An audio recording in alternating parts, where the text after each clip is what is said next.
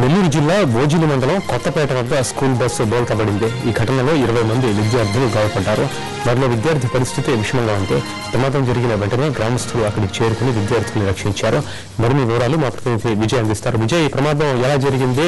ఇప్పుడు గాయపడ్డ విద్యార్థుల పరిస్థితి ఏమిటి?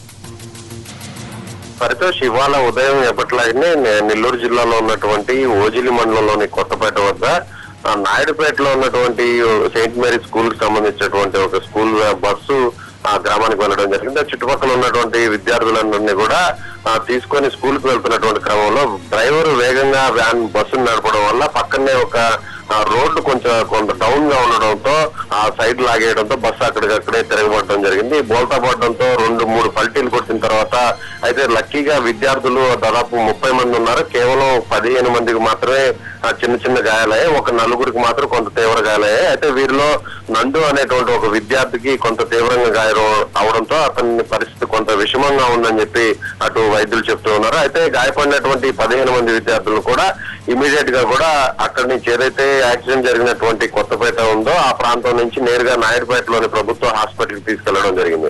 అయితే వెంటనే ఈ విషయం సమాచారం అందుకున్నటువంటి స్థానికంగా ఉన్న వైద్యులు కావచ్చు, అదేవిధంగా కుటుంబ సభ్యులందరూ కూడా అక్కడికి చేరుకోవడం జరిగింది.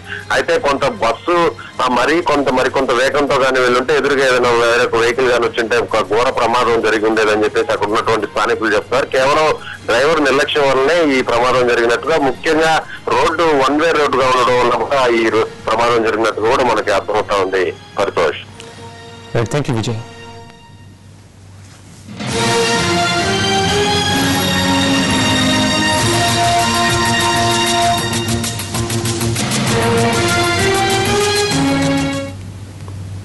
మరిన్ని అప్డేట్స్ లో వెళ్లే ముందు న్యూస్ ఆన్లైన్ లో చిన్న బ్రేక్ తీసుకుందాం.